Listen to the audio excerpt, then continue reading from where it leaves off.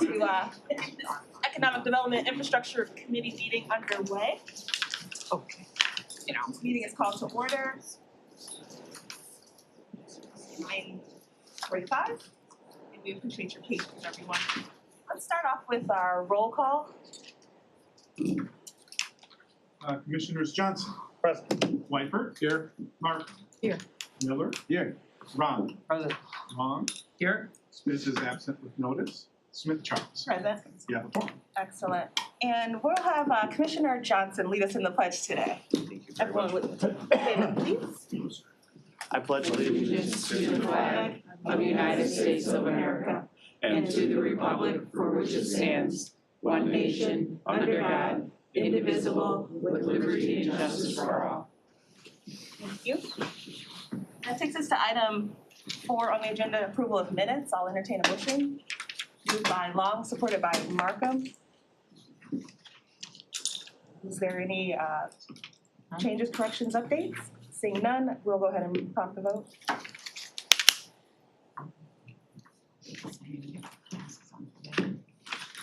Sorry. I got it. Did you get it? Oh, but there we go. My fingernail, my fake nail wouldn't work. You've got 7 yeas and 0 nays. Thank you, that motion carries. Takes us to item 5 on the agenda, approval. Can I get a motion to approve that agenda? Moved by Miller, supported by Rahman. And it stands as it is, looks like, so we'll go ahead and prompt the vote.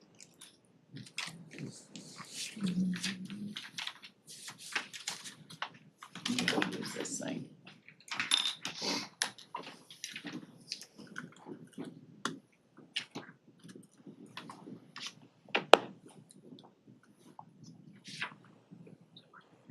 Oh, yes, yeah, but didn't pop up. You have 7 yeas and 0 nays. Thank you, that motion carries. And in fact, I meant to write a little note to myself to remind me, but I did want to take a moment and pause just for a moment of silence to think and honor our fallen colleague, Gary McGillivray. So if I could just get a moment of silence.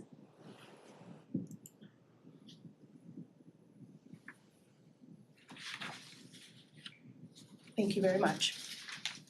That takes us to item 6 on the agenda, which is public comment. Do we have anyone from the public who'd like to address this committee? Seeing none, I'll go ahead and close public comment. Item 7 on the agenda is communications, and there are 6 of them. I'll entertain a motion to receive and file. Moved by Long, supported by A through F, yeah, I'll move A through F. A through F, supported by Rahman. Does anyone have any questions, want to pose any items to any of the communication items? Otherwise, we can go ahead and prompt the vote, just because we have a slightly full agenda. Okay, we'll go prompt that vote. Thank you. I was gonna have questions when I was reviewing this, but then I thought, then as I read through the presentations, a lot was in there, so Yeah, just go. and Me too. then we're always able to follow up with staff afterwards as well. So that vote has been prompted. You have 7 yeas and 0 nays. And the motion carries. Now we're on to item 8, which is presentations. We'll start with 8A, which is Oakland Thrive Program. We have Laura Dodd, Vicky Selva. I see Sean Carlson here as well. And welcome, good morning. Good morning. Morning, Madam Chair. Floor is yours. All right, I'm going to turn it over to our CEO, Vicky Selva, and we're also joined by the Chief Operating Officer for Thrive, Laura Dodd, which is no stranger to this commission and committee. I want to extend condolences on behalf of the Economic Development Department and the County Executive for Commissioner McGillivray, and he will be missed. So. Thank you. So I just want to remind everybody, Oakland Thrive was established last March. It's a 501c3. It very much is similar to our sister organization in the county, Automation Alley, which you'll hear from in regards to Project Diamond. So They are their own entity themselves. They're doing a lot of major work for us. And we want to make sure that we were getting in front of you all to update you on the progress that's being made from Oakland Thrive. So I'll turn it over to Vicki. Thank you. Good morning, everyone. Good morning. Cold rain hitting me in the face woke me up, so. It's a cold rain. I know. Thank you so much for allowing us to come and talk about the program. We've really accomplished a lot in the last 8 months, whatever it's been, and we're really excited to be working with the small businesses in Oakland County. So we're happy to share that with you. Just as a note, a logistical note, I did bring some of our outreach pieces. They are over on the counter. Commissioner is showing them off.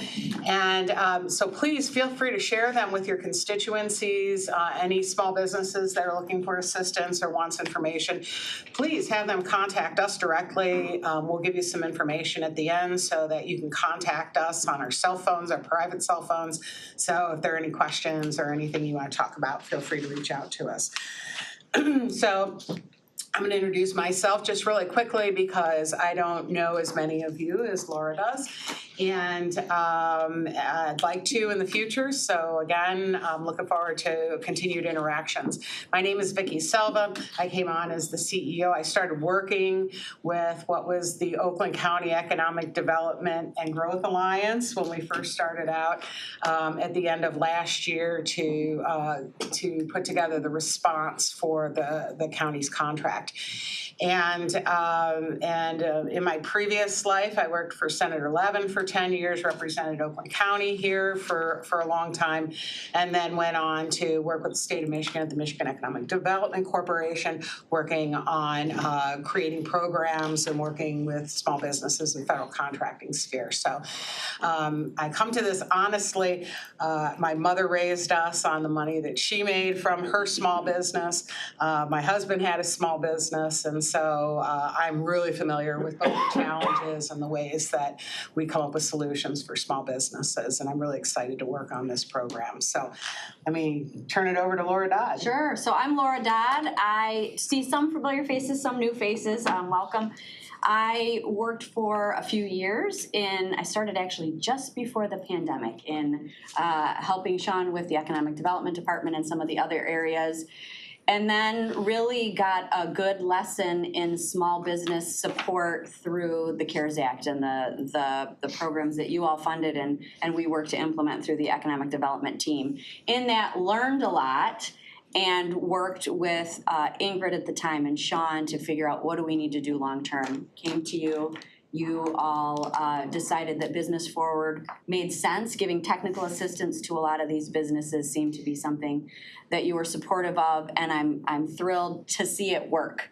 The great thing about what we're doing is that we're able to see it, fix it, see it, fix it, see it. Ooh, this is really great, and do that even more. So we're excited to share that with you today during our presentation. Good. You want to kick it off and remind the committee where we had started? Sure. So I'll just go to this one. So we changed our name to Oakland Thrive, and really then our mission statement came out of that, and it's together helping realize inclusive and vibrant economies. And the point of that is we're not doing it alone. This is a collaborative organization, and the whole purpose of it is to do it with anybody who's interested in collaborating with us. So there are business organizations throughout Oakland County, there are chambers of commerce, there are public service organizations that you'll see later in our presentation. And our job is to really be a hub to help people find that. So that's really who we are and where we are. We're so proud to be a 501c3 organization. That was a challenge. Our lawyers talked to us in the beginning and said, well, you're going to be a 501c6. That's what economic development nonprofits are. And we said, no, this is charitable work we're doing. We want to get to the people who can't afford a pay-to-play scenario in the small business world. So we're doing the charitable work of economic development. 2/3 of small business owners are not making a profit. So our job is to help provide a safety net for those people who are really struggling and those people who haven't had access to stuff in the future. So we're proud of that 501c3, and I like to talk about it every time we have an opportunity to do that. So I've been with you all a couple of times talking about this program. The goal for us is to provide direct support to the county's small businesses and invest in tools, expertise, and resources that those small businesses need. And each business and each community is different. So our job is to get into those communities, embed staff with municipal leaders, the local organizations, to figure out exactly what that community and business needs at the time. Our goal is by December 31st, 2026, the end of the ARPA funding, to have reached 2,500 of the county's small businesses. And we're well on our, 25,000, sorry, 100, we've already done that. 25,000 small businesses. So it's a lofty goal. And we've discovered the challenges and the opportunities that we have in that. And we'll go into that in a little bit too. We want to provide community-based support. So we don't want people to have to come to one central location at the county. We want to be out offering that support in the communities where they are. And we'll show you where our folks are located and what's happening there in a little bit. We want to serve as a hub to build a community of support for small businesses and make sure that they can find the resources, partners, and professional service providers they need in order to be successful. You allocated $18 million in ARPA funds to be spent over, I think it was 4 years at the time, but now to be spent by the end of 2026. And that's in that direct technical support to small businesses. So our team, we're fortunate to have a fantastic team of people with a whole variety of backgrounds and experiences who we've trained up, we've introduced them to the resources so they can be in the communities to support.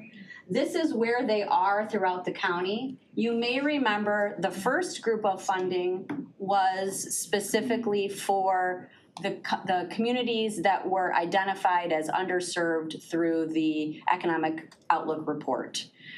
Then the second round of funding said, let's help everybody. This is a great program, let's do it. So in those underserved communities, you'll see we have at least two consultants working in each of those communities. So down, I'm gonna stand up.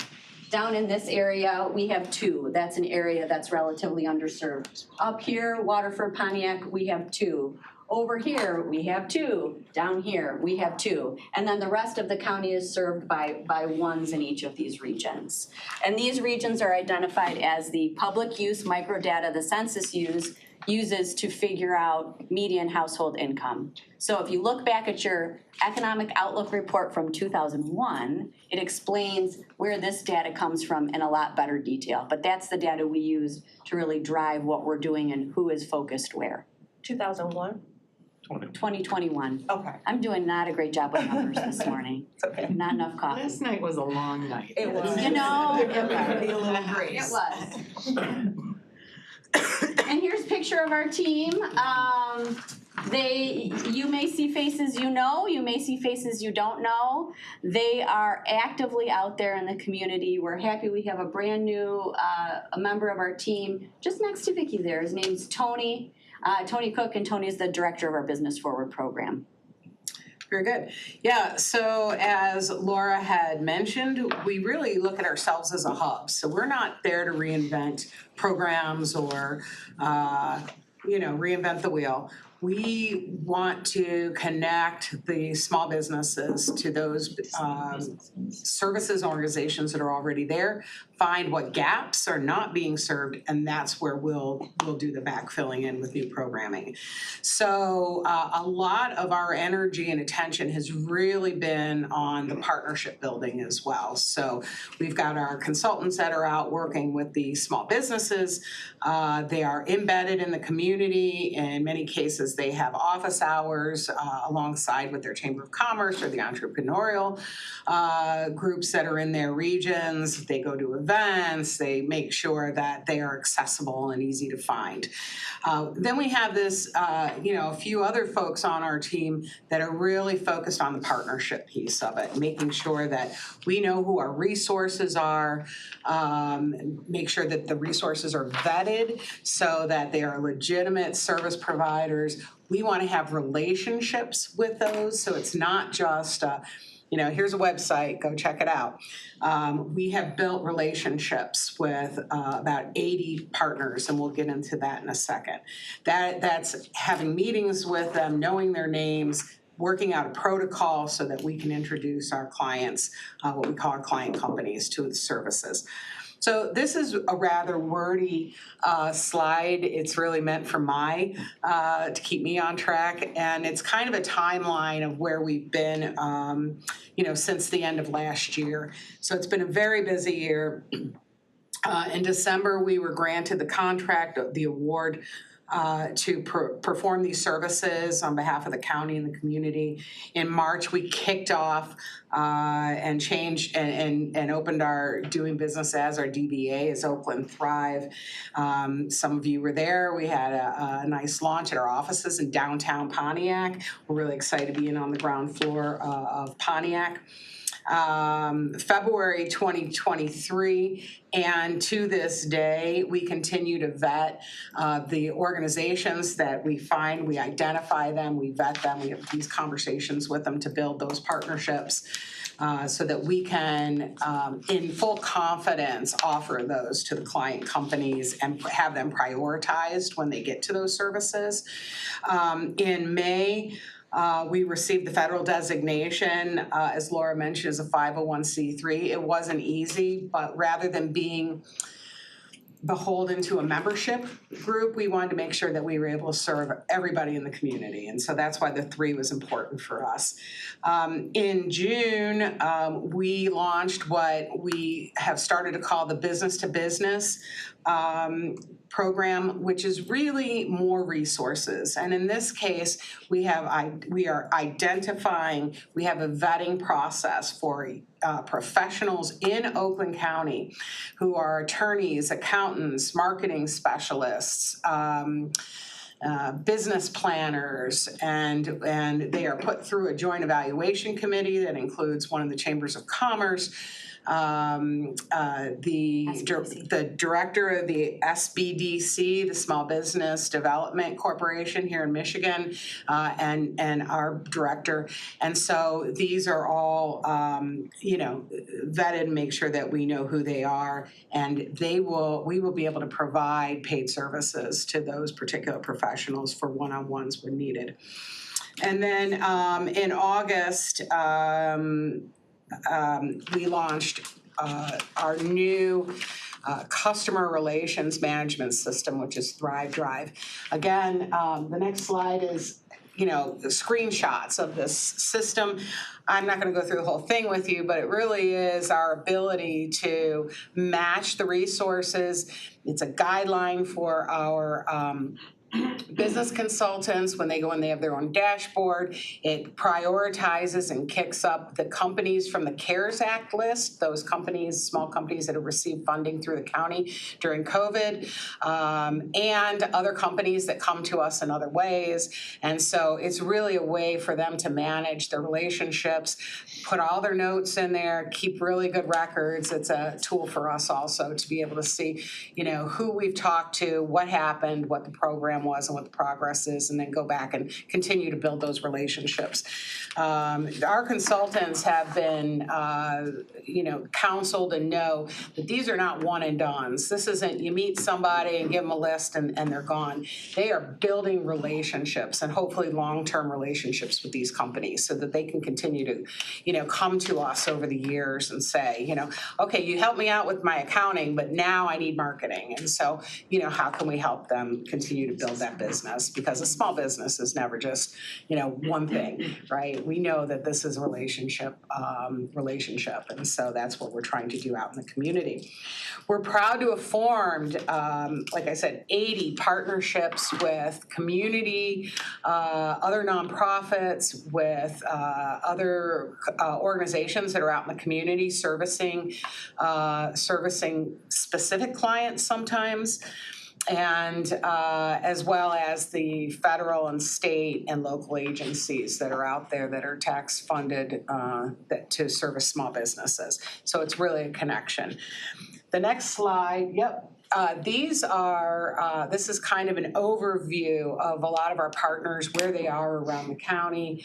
It's not an exhaustive list because there'd just be too many on the slide. But this is a really good overview of the kind of organizations that we have been in touch with, met with, and are working with on a daily basis. The next slide, we've called out the chambers of commerce specifically. Some of these are chambers that kind of focus in on certain communities, and some of them are general business chambers of commerce. We have reached out to every chamber of commerce in the county, and there are quite a few of them, as you know. There's about 24, or if you count the minority leading chambers, there's probably 27 or 28 of them. We've had really great conversations with many of them. We do workshops with a lot of them, and so we're partnering to offer our services to their members as well, so that we're really creating this community, this hub. Just to touch base again on the business-to-business program, again, this is a well-thought-out strategic way of going about providing professional services. Not only are they all Oakland County companies, so we're helping to raise them on that end too by paying for them and bringing them in, but they have, in many cases, offered us discounted rates so that we can offer those services then to our client companies that we're working with. So if you have a specific problem with your lease, for instance, we can get you to an attorney that can fix that problem for you. Our consultants will then work with those clients, our client companies, to make sure that they're prepared going into those meetings so that they're not spending their couple hours with the professionals, well, you need this, you need this. Our consultants will have them all prepared going in so that they are really valuable, effective meetings going in. We've produced a lot of events and workshops. Some of these are partnered with other organizations in the community. Some of them are ones that we do ourselves. As you can see, we've produced 58 workshops and events this year. They are out in the communities. They are not in one centralized place. We have a strategic plan for next year going forward. These are on our website. They come out in a newsletter. Hopefully you're all getting our newsletter each month that shows where we are and what type of workshops are being offered. We've touched over 1,700 companies in this way this year, working through these workshops with the average attendance of 25 to 55 people. So depending on the topic and location, we're getting really, really good turnout. And then those companies, whether they came out of our list or they just came in off the street, are then followed up with by the consultants to make sure that they got what they needed or we can continue to work with them. So statistics, I know you want to know statistics, and Laura's gonna walk you through those. Yeah, so we have done a lot of learning. I mentioned that earlier. So the top section is data since the start of the program. So remember, this program started in Oakland County in economic development, and we really built the plane as we flew it. Then about a year in, the contract was awarded to Oakland Thrive, and we moved it over to us. So the data sort of moves between place, but initial contacts, that's us reaching out and talking to people. That has been through emails, phones, networking events, that sort of thing. A little over 10,000 businesses that we've been able to reach that way. The important thing to remember in this is we're trying to make sure that the data collected during the CARES Act is acted upon. So a big reason that we're able to reach this many is because we have a good database of people to reach out to. So we were able to do that. Conversations, that's people who've actually engaged, who've been willing to have a conversation. There's a lot of business owners who received a grant during the CARES Act and are good. They don't really need to talk to us any further, but there's quite a few who've engaged in a conversation, small group event, virtual or in-person training. And then if you're curious about what's happening on the regular, we put our data 2023 to present because that's this new Thrive Drive where we're tracking things a little bit differently so we can really hone in on exactly where we are in the process with people. So we've uploaded the 12,000 contacts from the CARES Act into that database to be able to make sure that we're reaching out and figuring out where they are. Our folks from that 12,000 have created 801 cases. So these are people they're actively working with. This is where the learning came in. When you go in and say, hey, let's do a business assessment. Let's figure out where you are and what you need. Some people find that to be very intrusive. So we need to build relationships with them. So it's many visits and many interactions with folks before we get to the point where we're able to do a business assessment. So there we're at about 200. And then after that comes the business action plan where they have access to those B2B providers. They have access to very specific and targeted to them services.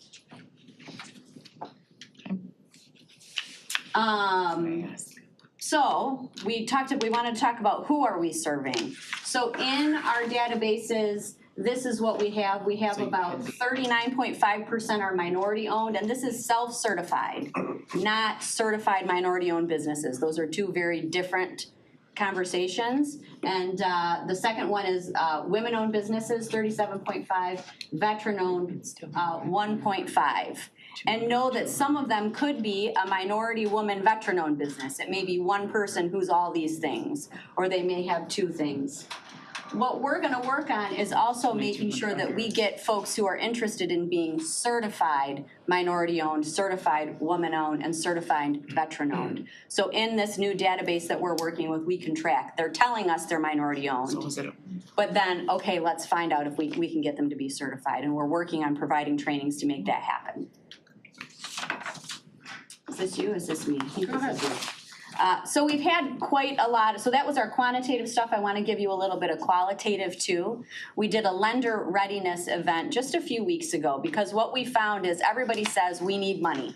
Where's the money? You did a great job giving out money. We want more money.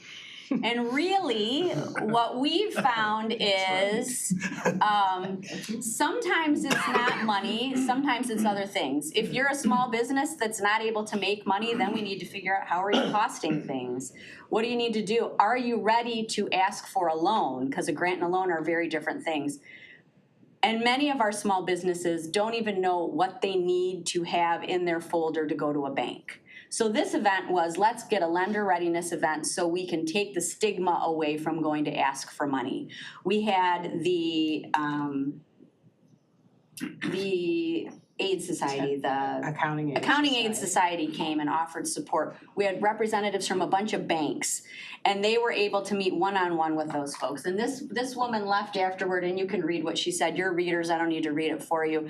But she left feeling like she had the tools and resources she needed to take that next step.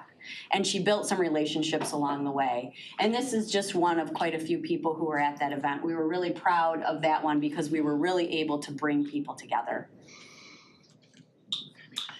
And we're getting some press and some recognition for the program and are able to talk about this. And so this was an article that came out in the Oakland Press recently. I don't know if you got to see it, but we're going to let you see it because we made copies for you.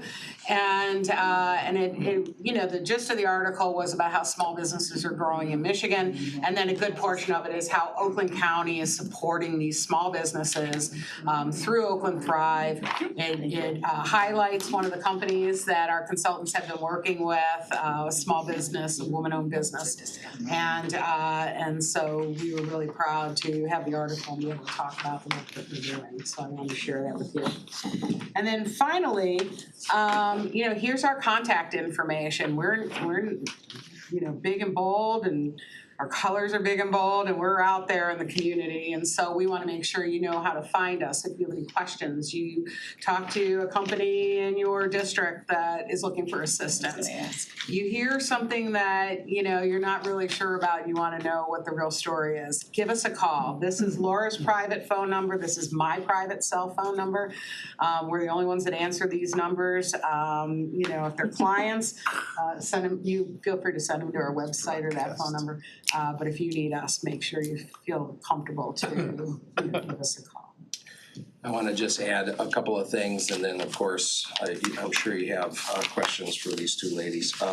But I just want to remind everybody, this has been the vision all along, right? This has been an area of the county, and what we talk about, we've got manufacturers and we've got local businesses, downtown neighborhood businesses that need support. And we found that in COVID. And just like Automation Alley was created in the previous administration to answer a need, and that need was when we were tanking in the automotive industry back in the late 90s and early 2000s. And that was the catalyst for Automation Alley. The catalyst for us here in Oakland County was this recognition that came through the COVID crisis. And we continue to be the tip of the spear in the state of Michigan in regards to GDP. And we can be so much better with organized and disciplined programs. Our workforce development is head and shoulders above any other program. You'll hear from Jennifer Llewellyn, but we've got opportunities in the business development area. Automation Alley continues to drive theirs, and you'll hear from them.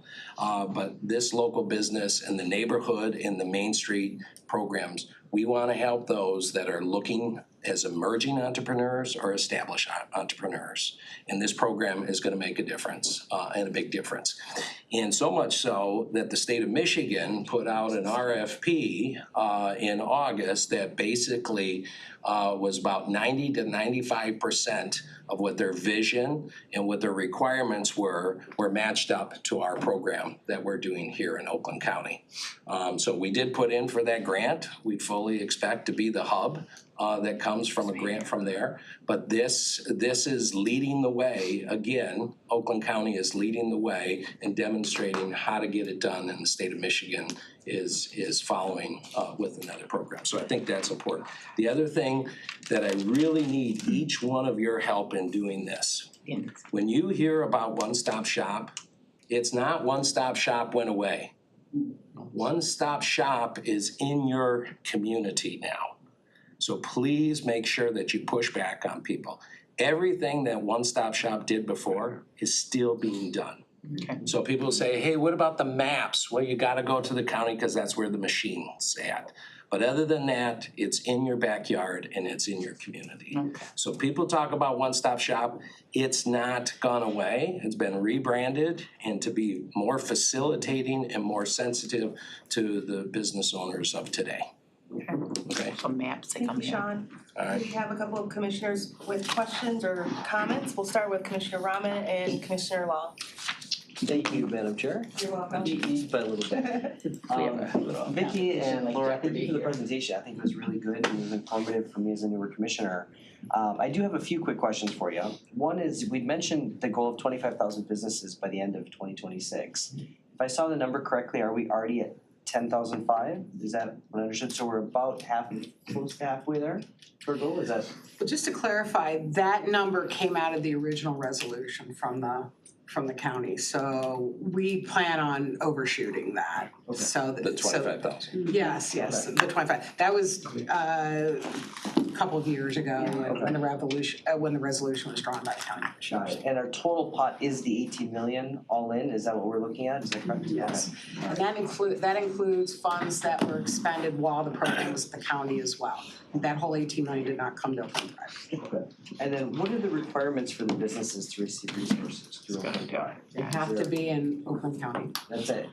So there's no financial stipulations or, because I know originally part of the goal was to help or promote underserved or That's what I was gonna ask. businesses that are maybe in areas that are, I'm sure there's a better word for it, but Right. you know. Under-resourced. Under-resourced, perfect, yeah, that's what I'm looking for.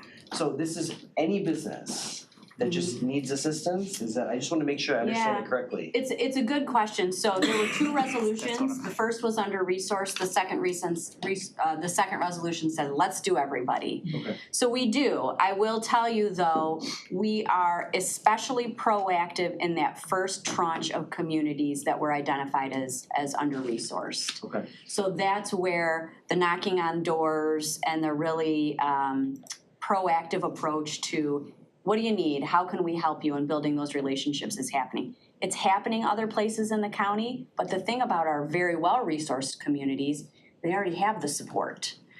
Where some of the places that we're talking about, I think Pontiac specifically is one where there's a lot of folks who want to support in Pontiac, but getting it going is the struggle. And so our consultant in Pontiac has been working on learning all the players, making sure we're not stepping on a single toe, but then bringing them in and making it happen. Sure. So it looks different in every community just based on what they need. Communities like Birmingham are so well resourced, where there are other communities that just aren't. And so that was kind of segue to my question. You know, I live in an area that's probably not an under-resourced community. I represent Novi, Wixom, Wall Lake, and Commerce.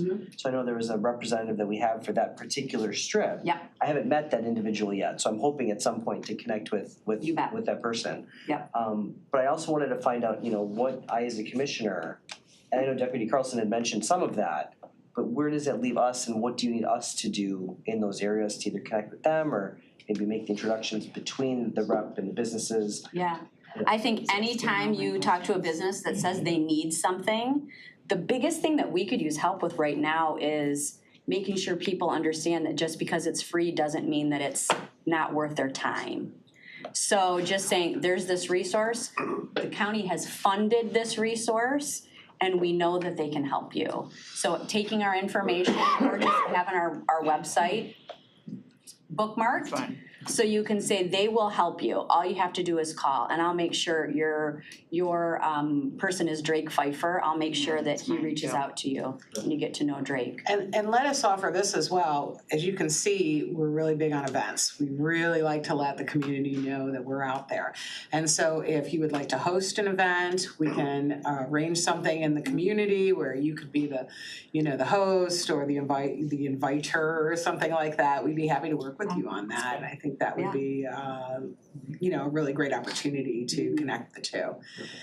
Yeah. Perfect, thank you. Yeah. Appreciate it, thanks. Commissioner, thank you, Commissioner Rahman, Commissioner Long, followed Okay, well, by. his button's going first. He asked many of my questions. Very good, Commissioner Raman. That's what I was gonna ask. So it could be, well, thank you for the presentation, because I don't think I knew all about this, so this is good. It could be a new business or existing business too? Yes. Okay, and then just a piggyback on what Commissioner Raman said. It was originally intended for like minority groups, women and the veterans and stuff, but could it be any small business now? Small business. Okay. Yep. And then the contact would be that email or that 602 number? Yep. Okay, that helps. Let me just qualify it a little bit, or at least explain how we're doing this. So, I talked about that Thrive Drive, so that has all the CARES Act companies. So there's an algorithm that goes with that too. And so those companies that we would consider under-resourced or, or in the minority women, veteran-owned, rise up through the lists. And so while we work with everyone, we want to make sure that we're, really spending a focus on those particular groups. And so we have a way of doing that through our system. So just want to, be clear about that. I thought there was some kind of, was there application or something on here? I There's a thought I need- saw in your presentation. Yeah. A There's a- needs assessment or something I saw, okay. Yeah. Once Okay. they're contacted, once we. So if they're not qualified, then they could be not qualified then with No. that, or no? That needs assessment really is for us to figure out what do they really need. Okay, Because they'll come to us and say, we need money. okay, And we'll whichever say, one. okay, well, let's have a conversation and figure out, how are things going with your marketing? Oh, how's it going financially? Are you up to date with your taxes? Okay. And just figure out, all right, Okay. exactly what do they need? Because maybe they do need a loan, maybe they're ready. But a lot of times, it's something else that they need, so that needs assessment helps us figure that out. And Laura just hit on a key word. Some people say, hey, I need money in the capital and the loan. They may not be ready. We're gonna provide them as a needs assessment. We don't want them to go in front of somebody and then be turned down. Okay, You're right, hey, that's not your next step. That's the advice that they're Okay. providing. Yeah, and the Which is interesting critical. thing we found, our banks are hungry for this. They want people to be prepared. And they're tired of folks coming in and not being ready to actually ask for a loan. They just don't have the capacity to help them get ready. So they're interested in so this. that's what you're doing too, helping with Yeah. that, okay, Get perfect. them a business plan, get their papers in order. Yeah. They've already been through a workshop. They already Okay. have an I understanding. would like to meet Drake too, if you can put that Yes. in. I think Me Drake too. would be mine too. Oh, well, we think- should well, just Drake's brought gonna be really Drake with us, popular. I know. Just, if there's something, cause I do get calls from businesses, small businesses, and I don't know if And you I have forgot about this, so this is good. Yep. I'm glad this presentation, and I wrote down all the contact information. And we have a new BFC who's not in this presentation, who just started last week, who will be Milford, Highland, Commerce, Okay. a little bit more in your area. Okay. His name's Yeah, we're Daniel. all, like Phil, Yeah, Glenn. many of us. Yeah, so We're all kinda out Western, in the yeah, same- Western, so, Yeah. thank you though, Let's touch thank you. base after and figure out how we You're can an ally. everybody Okay.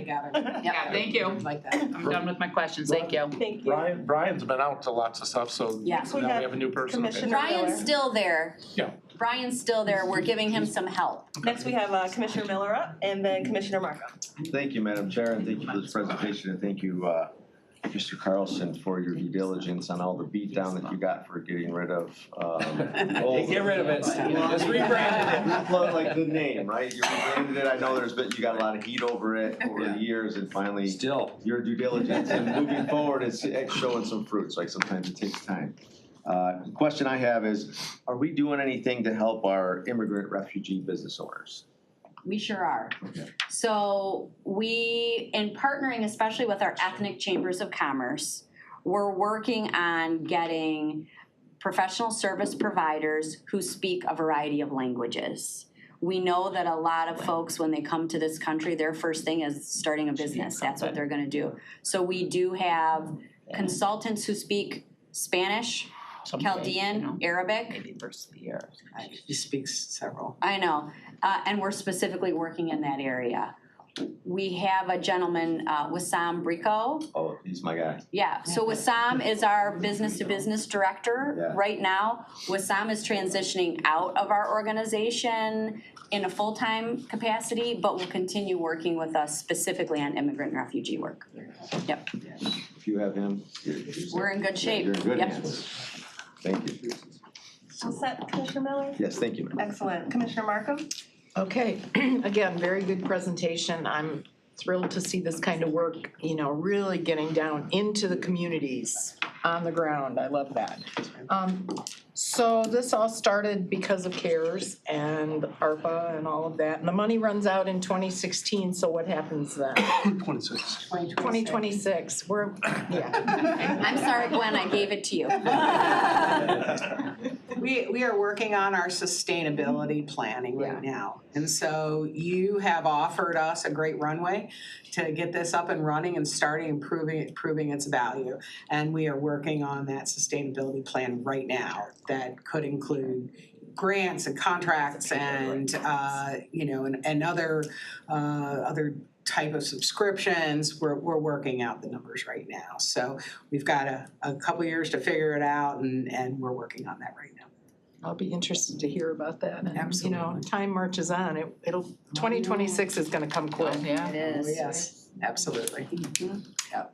And I also had the question about being included on what our partners are doing.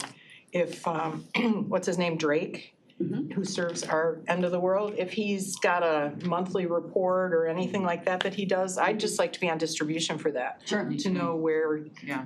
where they're servicing and what they might need, and really encourage them to reach out to us, cause we're just kind of talking across the table. We could have a nice event out in our corner of the world amongst all four of us sponsoring it, so, Yeah. yeah. Happy Drake's to do been that. missing, it sounds like. What's that? Drake's been missing. We will make sure that Drake connects and we'll put something together. Yeah. And just as a reminder, we've got a newsletter that goes out every month. I think we've got a 20,000 distribution on it, so it's going all over the place. That's where all the events and the workshops are, so feel free to share that. And if you're not getting it, let us know. I know everybody gets a lot of emails, but we're happy to follow up on it. I know. Well, don't delete ours. I don't. Okay. Well, thank you. Okay, that Thank was all my questions. Thank you, Commissioner Markham. And, never enough time to really dig in. I want to be mindful of our next presentations and stuff on the agenda. I do want to say, though, as an observation, I'm, like, the color scheme here is very obvious to me. I'm like, okay, Oakland Drive. But like this lid here, I'm still seeing like Oakland Forward and Business Forward. And for me, as a modest branding person, I still feel like I don't really sometimes get the distinction. I don't know if that's something you guys are working on to shore up, just for the easy identifiability. Yeah. The branding part. But Business Forward is a program within Thrive. Thrive does other things other than, but it is the main portion. Exactly, and so even I'm pretty visual. If there's like a not an org chart, but something similar with like boxes and lines and pointing. Go ahead. This is very timely. You're because- living in our heads right now. Oh, good, yeah. In fact, in our leadership meeting on Monday, we talked about getting together and having a conversation about simplifying these brands. Because we brought it over from the county, and then Oakland Thrive has its own brand, and you're absolutely right. We need to clarify that and simplify that, and we're working on that, I so. appreciate that, because I think Main Street is coming to present at some point, because, I'm like, people ask me, what's the difference? EDI chair, I feel like remiss if I don't know. And so for all of our sake, just, I don't mean to be facetious, but literally like those little card games, gamify stuff, like, what's this? Oakland Forward, oh, like a quiz pack. Yeah, we can put that together. Quite frankly. But otherwise, we hope that you all have success, because your success is the success of our entrepreneurs across the county, which we want to be very supportive of. So we have your report here that we will receive and file. We can take a motion to do that. Moved by Markham, supported by Rahman. And that gives us a chance to dig in. And thank you so much for your contact Thank you for your info. time. Thank you. Thank you. Thank you. To receive and file. I'm gonna write this down. Contact. Write it down. It's really cool. Great, that motion carries. We receive and file. And now we will. Can we change the presentation, Madam Chair? Sure. Joe's got a hard stop and I want to get to the broadband update if we can. Oh, yeah. So Automation Alley was gracious enough to switch spots, so. And Chris Long, she's big on changes to the agenda. Did you want to make a? Oh, yeah. You don't have to? Okay. You talk about parks. Yeah, I do it formally. That's what she's So that's making fun of fine. me. Item C. Now, Maybe she's not making fun and do introduce yourself and welcome. At parks. Joe, you want to go ahead? For sure. and- Good morning, everybody. See some familiar faces around the table. My name is Joe LaRussa. I have had the privilege of working on a broadband feasibility study for the county. For those of you that don't know my background, I'm currently the sitting mayor pro tem in the city of Farmington, Commissioner Miller's territory. And as part of my public service in Farmington, I had the privilege to serve with some members from Farmington Hills on a joint municipal broadband task force. The result of that 4-year endeavor was culminated actually last week with a shovel in the ground for a citywide broadband fiber optic internet infrastructure project totaling 100 million-ish that will be invested in the two cities over the next 2 years to build out fiber optic internet broadband infrastructure. I've also served on SEMCOG's executive committee and also on their broadband task force, which published regional broadband framework, which also this feasibility study, took some notes from. So my purpose here today is to take you through a very high-level summary of the 206-page report that I think all of you have a copy of. I would encourage you to read the executive summary. The 206 pages are more numbers and charts and graphs and things with a lot of detail, but I think the meat of the coconut for you is at the front of it in the executive summary.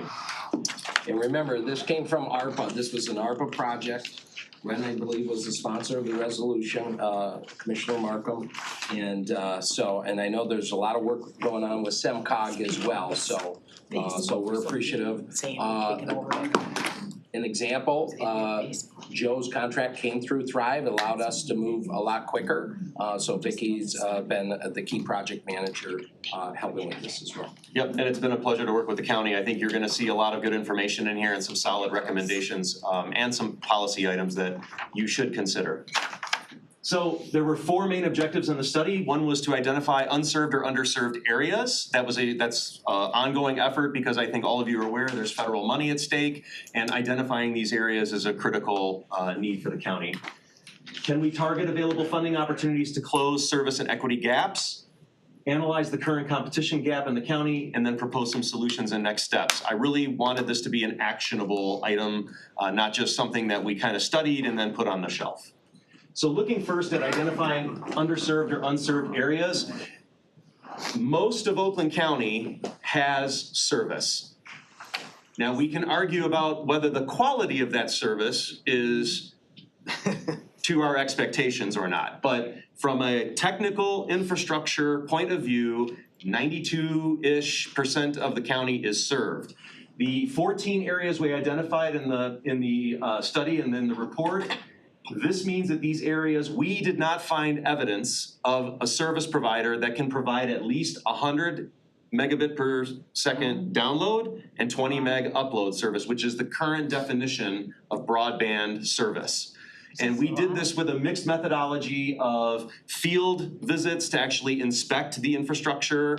It wasn't just a map review of what does the FCC map say. We actually went out there, drove around and said, so-and-so said they had assets out here. We don't see that.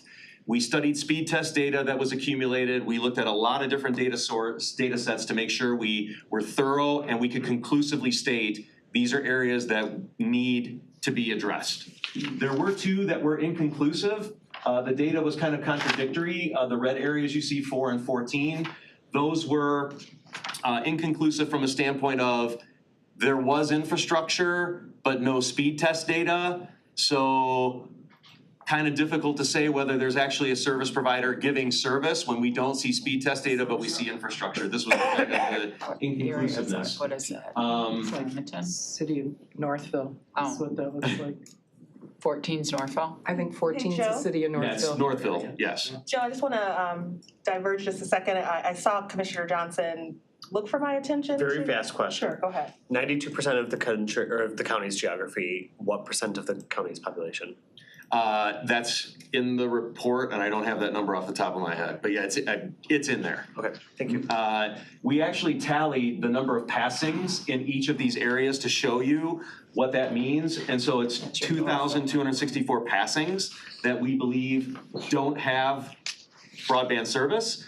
So those are households or businesses or entities. We typically look at this in terms of the delivery point of service. So it's a passing, in other words, a house, a building, some place that should be getting service. You may have a significant amount of population without service if one multifamily dwelling unit, for example, is underserved. Sure. So it could be, the population numbers tend to be a little bit 12 is highlighted. interesting when you look at the number of buildings that actually have to get service.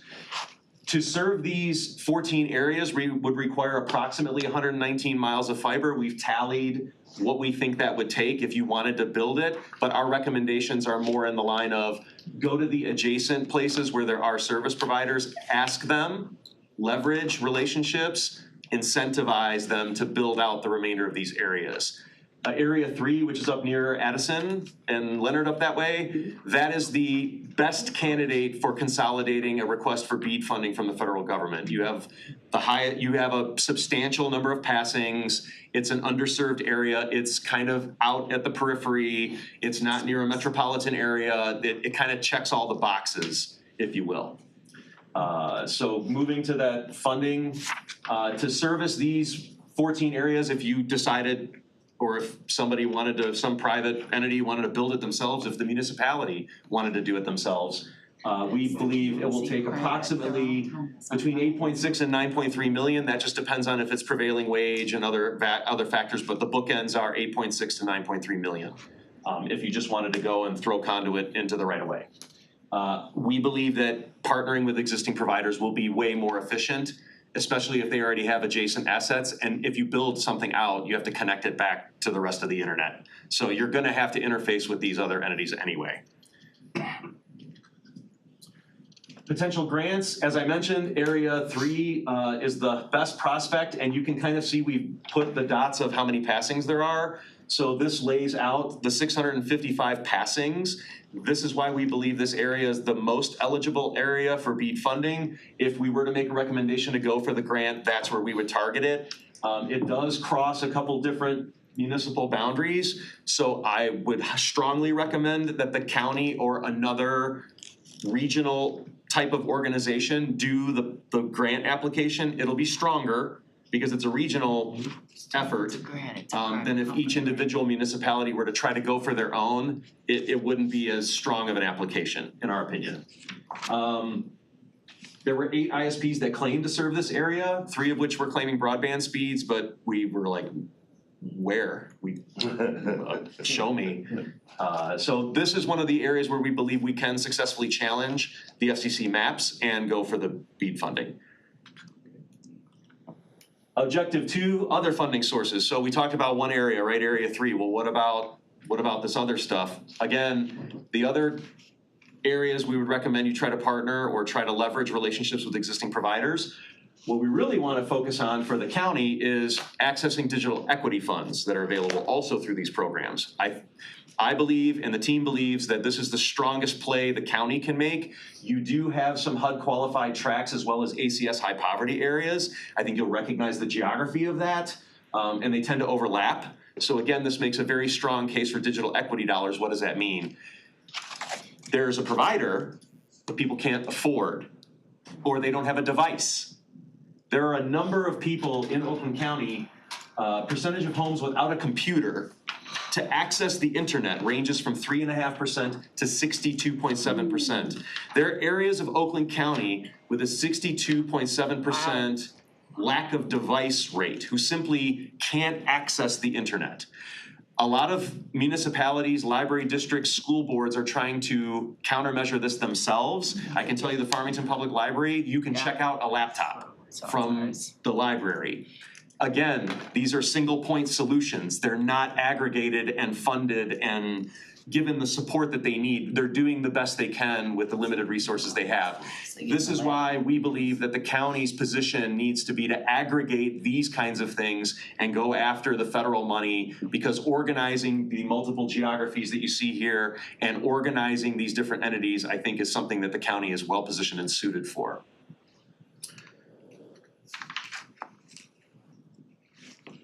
These are some of the grant program descriptions. There's a very full description of each one in the report. You can see, you can do the math, 1.5 billion over 5 years, that's $3 million, you're right, and it sounds like a big number, but it's not. That's why whatever you go for, you need to have high confidence you're gonna win it, because these will be extremely competitive grants. And the red herring is everybody's gonna spend all their time challenging the maps instead of preparing a solid application. And then everybody's gonna win their challenges on the maps and then go, oh, the deadline's when? And they're gonna miss the opportunity to plan and execute the actual project they wanna do. So my other cautionary tale is, yes, the maps are important. I feel like we've gotten the data together that says, spend your time challenging the FCC map in Area 3, the rest, chase this stuff. Start working on applications, start identifying projects, start planning those projects. Digital Equity Competitive Grant Program is directly administered by the NTIA, whereas the Digital Equity Capacity Grant Program is gonna be administered by the state.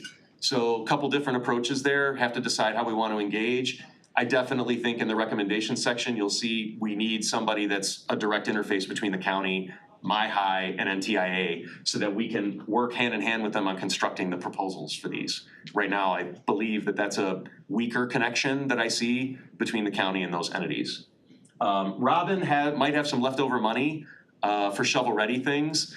I would also say don't count that out, even though those have been awarded. The recipients list hasn't been fully published yet, or the amounts. So watch for leftover money that we can swoop in and scoop up and say, we're gonna get some of these areas. And that could be incentives for existing providers, for example, to build out the other 13 areas. Here's some assistance. Does that now pencil out for you to finish wiring up these other areas? This is my favorite slide in the presentation, the competition gap.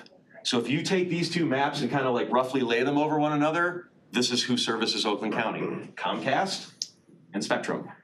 Yeah. Right? So these two providers dominate the county. Why? Because they own their infrastructure. And they make it difficult for other providers to use it.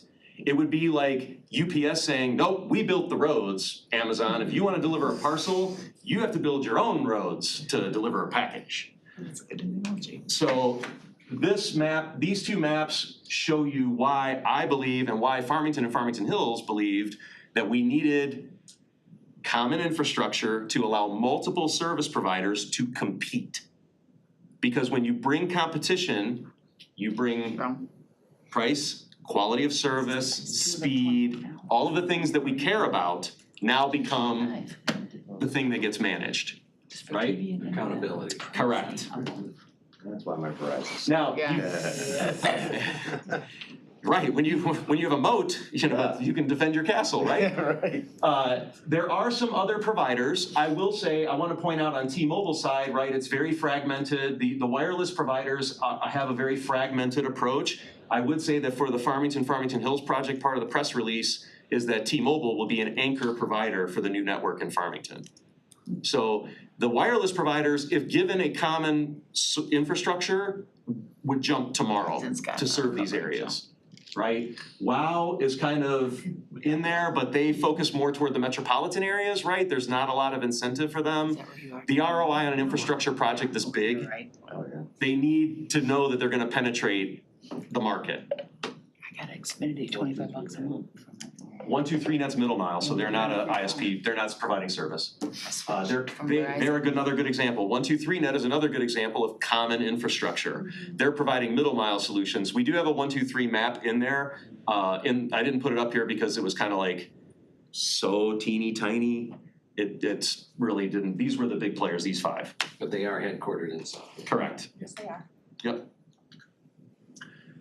So, now what? So what? You got Okay. it for me again. So the so what is, recommendation 1, Livingston County is already doing this. I believe that Oakland County can move a lot faster. There's one of two options. A middle mile network that's common for all carriers would help the municipalities get a last mile solution up and running. Because that was critical for Farmington and Farmington Hills, right? We can build a network to every house and light the fiber, but if we can't hook it up to some backhaul, we can let cell towers get put up on public land. If you can't hook up to somebody's backhaul, it's not gonna work. Oakland County has two options. The one option that's detailed in the report is to design a middle mile network that drives through all the population centers in the county, and then you would basically build from the outside in. And that's more of what like Livingston did. This is gonna be expensive. I believe a better solution, and the one I'd like to explore more, would be to repurpose OakNet. You already have government buildings, government service providers hooked up to this network. I believe it's underutilized. I think that if you were to repurpose it as a middle mile network, not making the county an internet service provider, that's not the point. Provide the freeways that connect to the local roads so that all this traffic can be transmitted over long distances. Whether the utility is water, electricity, or data, there's always gotta be a big pipe that all of that can run through before it goes to the radiates out. This one would be way easier. You've already got the government buildings connected. It would be easier to consolidate school districts, library districts, other quasi-government entities that would need access to this. And you could do seed builds for the last mile, and you could take advantages of projects that are already in the ground, like Farmington and Farmington Hills. It'd be a very technically straightforward. Policy-wise, different story. But the feasibility side is very strong to repurpose OakNet, and you've already got it in the grid, it's already there.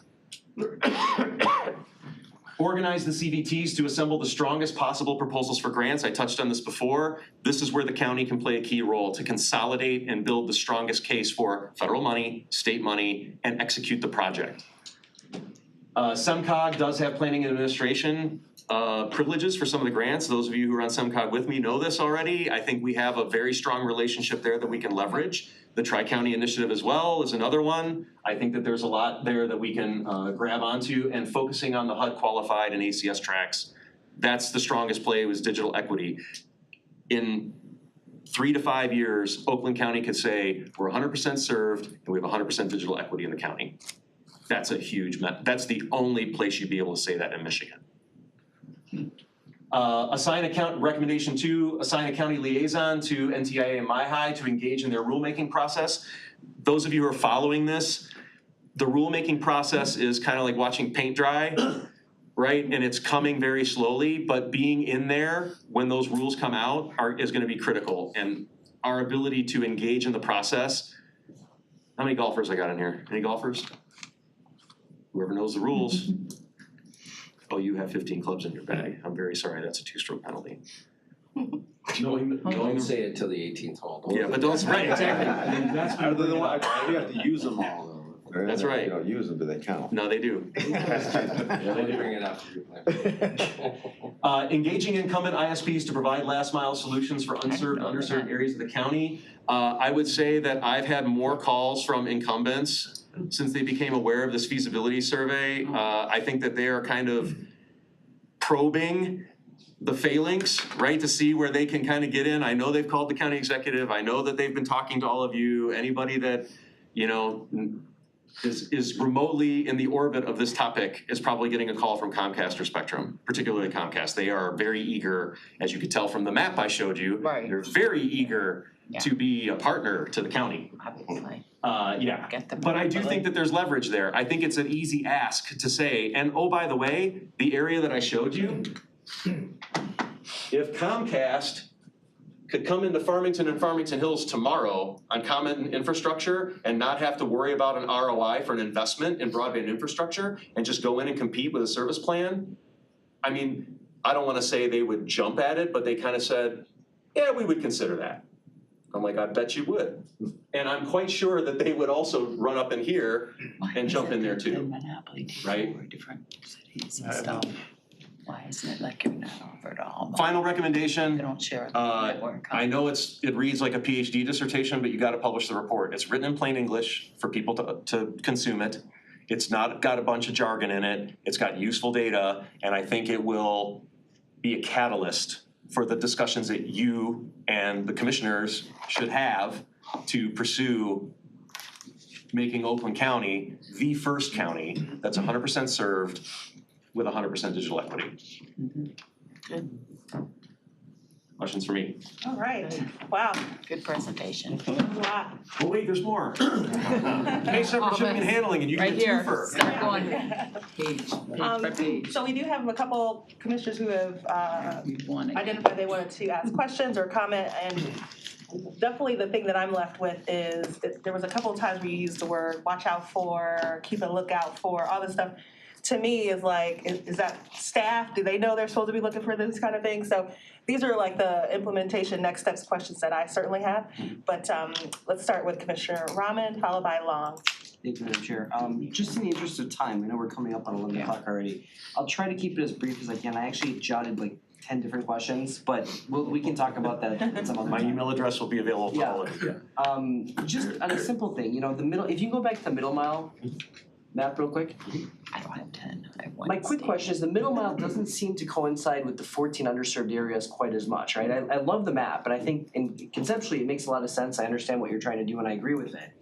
Do we move forward as a county and this is our primary goal is right now, let's just get the middle mile and then have the individual communities of those 14 work on their respective areas through BEAD grants and whatnot? Or are we tackling this as an entire project all at once and trying to address all those 14 plus the middle mile? I just kind of wanted to get your perspective on that. Yep, the decision-making, of course, rests with the policymakers, how and what the priority is. I definitely recommend that we organize a BEAD grant for the Area 13, the 2,246 passings that are unserved up there. I definitely think that needs to be done. Then the question is, if you want to be 100% served, do you want to utilize something that you already have? That will require some work, right? There needs to be a decision to do that. There need to be the resources put behind that and a decision to execute on that. Do you want to build it? Leave this as a government service only and build something? I mean, those are policy questions. Who owns that, right? You said Oaknet, if I have that correctly. Yep, What the is- county does. The county owns That's my Oaknet? understanding. So if there's a, Yeah, I think that's ours, right? Through our IT department, yes. So can you just explain quickly, because I don't know what OakNet is, if you could just give me a very quick It's a, explanation. yep, it's a fiber optic internet network that's already in the ground, that's connected up to, what you can see here, what we've highlighted in the GIS map is all of the different municipal or government buildings or passings that are already served by that network. IT in Oakland County offers benefits to locals. If you connect to this, you can use our GIS, you can do this, you can do that. So the incentive was, use our infrastructure, don't pay the service provider. We have a utility that's already there for the use by the locals. So that's why the recommendation originally, we were like, well, we probably need to do a conceptual design, and then we said, well, wait a minute, this already is there. So consider this to be a fiber optic broadband internet middle mile solution, which is basically a large pipe, right, that you can get, imagine radiating out from this and building out to all these areas. Even though this doesn't look like this is gonna be way more efficient use of resources to build out from this than to build this and then try to build outside in. And that's what Livingston's trying to do. So who's tapped into this right now? A lot of municipality, a lot of the CVTs. Only That- CVTs? It's government only. So there's no private anything, it's just CVT? And that's why the recommendation is to repurpose it. If you offered it, to anybody who wanted to run traffic on it, you could either lease it or you could, there are different ways to execute it. And the pipe is big enough, I know it's not a pipe, but we'll call it a pipe. The trunk is big enough to handle everything that would need to support everything. Even if it's not, because it already exists, it's way easier to blow more fiber into an existing duct than to dig up and put new in the ground. Makes sense. So the infrastructure is laid out in such a way that adding capacity is an incremental, it's not a huge undertaking. And sorry, one last one, if that's okay. Yeah. Farmington Hills is already moving forward. I just wanted to get your thought process. Obviously, kudos to you guys for leading the charge on this. I think you're doing an awesome job. I guess, what is the thought process with you guys already sort of moving forward? And how does that, I guess, integrate with everything you presented and spoke about here? Right, so the goal would be if OakNet were, just to give an example, if OakNet were repurposed, here's Farmington and Farmington Hills, we're building, if you imagine the capillaries sitting in here, we're gonna tap in here, we're gonna tap in here for redundancy, right? If we go down, we can pull from this side and still service everybody, as long as they have a battery backup or some generator some way. Imagine the power goes out and you still have internet, you can still communicate, you can still do your work, you can still do what you need to do. So the idea would be, the capillaries would be located in Farmington and Farmington Hills, and the aorta, we're connecting back into this network here. Right now, we're gonna have to connect back to 123net or some other middle mile provider. So the way it integrates is we would choose how to integrate to a middle mile solution, because the goal for the county should not be to radiate into every single CVT. I do think the county has the expertise and the horsepower to assist. That's making me scared a little bit, though. Out here. Yeah? Thank you, Joe. I do have to keep Go. us moving though. Yeah, I just wanted a comment from the administration's perspective on this. This topic, I really do think that we need to take this report and there needs to be a joint group in regards to policy making. This isn't just about leveraging the current providers and where they're at. That would be a tactical move. We need to think from a strategy perspective, long-term strategic. Oakland County continues to be the hub, more small businesses than any other county. And in order, more and more things are getting done. We need to make sure that we've got the utilities for businesses to continue to be attracted to Oakland County. So this needs to be a major focus for the county, for the administration, and then I would recommend maybe there's a subcommittee or something that works on this and comes with some policy making behind this to implement this report. So Thank you, that helps me. I do have to go in order. Commissioner Long, then Commissioner I'm Martin. gonna try to be brief. So all this, because I don't know if any other commissioners, because I'm out where I'm out. So the comments were, we're not gonna, so if we use OakNet, we're still gonna partner, right, with Comcast, or we're not going in internet business. The last The one. government is not taking over the internet, correct? Right, Because if so- I get one more call Yep. saying that Oakland County is Yep. now taking over the government, or the internet, I'm gonna scream. The- So I want this on public, we just did the study. Yep. To see where it's, I mean, I tried to explain the best I can, but they said, we're taking over now, Dave Coulter wants to do all the internet now. Yeah. So if we use the OakNet option too, it would be using with the Xfinity or with the private companies. We're not going in yes. internet business. Common infrastructure so that service providers can Service deliver their service. Okay. It's just like the road analogy I gave you, right? UPS, DHL, FedEx, USPS, all the Amazon, Correct. they haven't built 5 road networks. They use one common infrastructure and they compete on the quality of their service. All right, thank you. I just wanted that for public. I hope someone's watching some of these people because I'm just so sick of getting We had the those same comments discussion. on You it. can- you Tell them we already control it all. Yeah. Okay. Right. We had the same discussion. Dave, coming from you, I'm getting 10 more little comments on that internet survey. Okay, thank you. Commissioner Long? I'm done, thank you. Commissioner Markham? Okay, I wrote down 5 questions, I'm only gonna talk about one. But it is the idea of the grant writing to get this all done, as well as a group of people who really are driving the bus here at Oakland County. I mean, I got tasked with this for the broadband back at the Tri-County a year and a half ago. I am not a broadband person. I mean, I've learned as much as I can, as fast as I can, but you know way more than I do. I do believe we need a group here at Oakland County, that this is what they do. We need people, we need the money to fund them, we need them doing the grant writing. The Board of Commissioners and the few of us on our committees, we're not the right people. So I'm pointing at Sean and saying, I expect you to take the lead on this and try and figure out how we bring the right group of people together to make this happen. And my only other comment is, I love your OakNet idea. I mean, talk about using resources we already have. And you said this map doesn't look like that one, but it does. It looks a lot like the other one. So I like that idea. Let's start there. And if that doesn't work, then we'll talk about something else. But I like that idea, so. Yes. And I'm done. Commissioner Whitebridge? Hey, Joe? Yes, sir. In the 120, those are great for now, right? But those speeds, as software changes, as capacity, we want a lot better speeds, right? And we're gonna have to. How many of you are using less internet than you did 5 years ago? Yeah, no. How many of you expect to use less internet 5 years from now than you're using today? No, mine's slow. What do we do I should run when on the Spectrum slope, man. says we're providing you 120 and we're getting 25 and 5? Yeah, That's where I'm at. that's where they want you to bump up and pay more. Okay. Then they say you gotta pay more to bump up. We're all riveted by this broadband thing.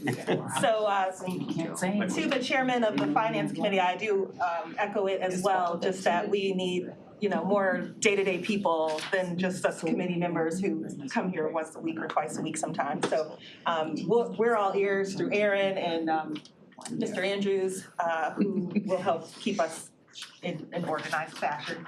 So with Thank you for that, your presentation, we it's very will- good. Thank you for your flexibility. I Yeah. appreciate the. take a motion to receive and file. Commissioner Johnson, Commissioner Whiteford. We can prompt the vote. Yeah, it was a good presentation, thank you. I'll give you While we wait for that to pop up, Project Diamond. Dave, you didn't get those Diamond. on the internet. Down, grab a chair. On my Facebook. Oh, You wanna grab this chair? I get them. I just send them to you. You must, you affirmed me, I'm gonna send mine like this. taking over. So you're It's all good. Commissioner Rahman. No, I can drive that. Oh, I did it, yes. Ramen. Oh, ramen, sorry, I thought you said long, I can't even hear. Thought I did it with my pen, so that was me. From incident. But you gotta think we're slow because we didn't have a meeting. This is a double agenda. Rahman? Yeah, And it's all good I'll let stuff. them know. Okay. You have 7 yeas and 0 nays. That motion carries to receive and file that last presentation. We welcome up the Project Diamond folks and we'll give you the floor. We'll try to be as expeditious as possible.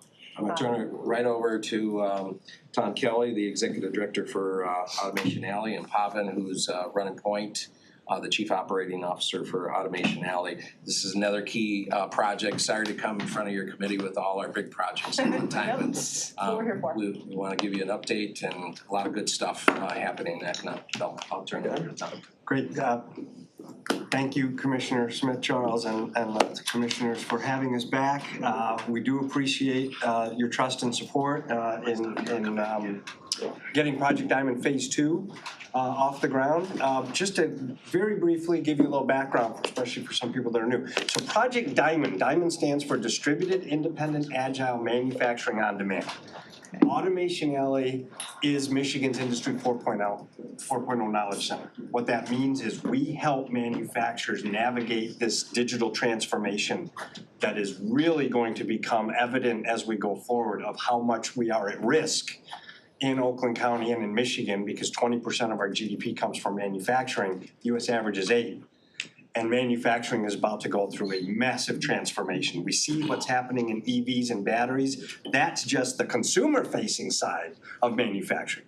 When you think about what's going to happen with additive manufacturing, with software coming in and driving processes, that leads then to the ability to distribute manufacturing rather than have capital-intensive plants that do everything all at once. You're gonna be able to do mass customization in your end user markets.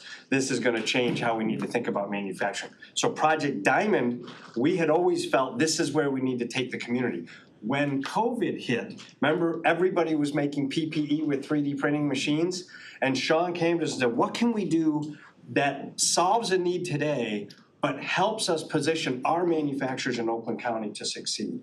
And this was Project Diamond was born. We said, let's distribute 3D printers to manufacturers that do not understand additive manufacturing, that are process-driven manufacturers. They have CNC, they have other processes, they bend metal. And let's then teach them how to use these new systems in order to do two things. One, print PPE for the crisis we're in, but then also allow them to innovate and print whatever the heck they want to make money off of these assets. And by doing so, you're giving them a new fishing pole that they haven't seen, and you're teaching them how to fish, and you feed them for life in a new business model. This is what Project Diamond is.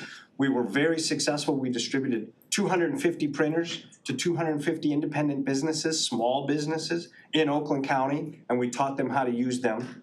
And that led to Phase 2, which is our desire to do that all again in a much more sophisticated way. And the last thing I'll leave you with before I turn it over to Pavan Mazumdar, our Chief Operating Officer and the CEO of this Project Diamond initiative, is the idea is as manufacturing goes distributed, we want to have a small manufacturer that says, I have a printer on the network, but I have an idea. And if I have that idea, I can print one thing at a time. But in Oakland County, I can print 300 things at a time because I have 300 friends that are on the network. Same as the network you were just talking about.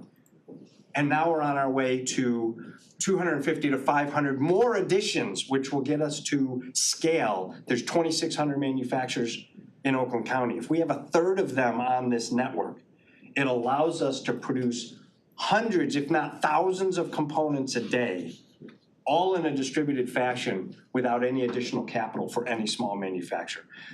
I don't want to get into too much detail, but this is transformative for manufacturing, and this will happen all over the world. And thank you, because Oakland County is going to be way ahead on this curve. So I want to turn it over to Pavan Mazumdar, who's going to bring you up to speed on where we are today. But Pavan is our Chief Operating Officer for Automation Alley. Thank you. So thank you, Tom, and I'll be as quick as possible, try to give as much context as possible. We want to hear what you have to say. Okay, all right, great. I just wanted to say, Madam Chair. even though in Phase 1 we did not use Project Diamond to build PPE or print PPE for the pandemic effort, we actually did use it for Ukraine. We were one of the only organizations, we were able to print out 3,000 plus tourniquet clips that could not be produced using traditional means because the injection molds for those clips weren't available in time. And so we actually were able to accelerate the development and ship it out into the field, into the theater and actually demonstrate the value of this network. So to us, that was great validation. And really, Project Diamond Phase 2 is essentially the iteration of that learning.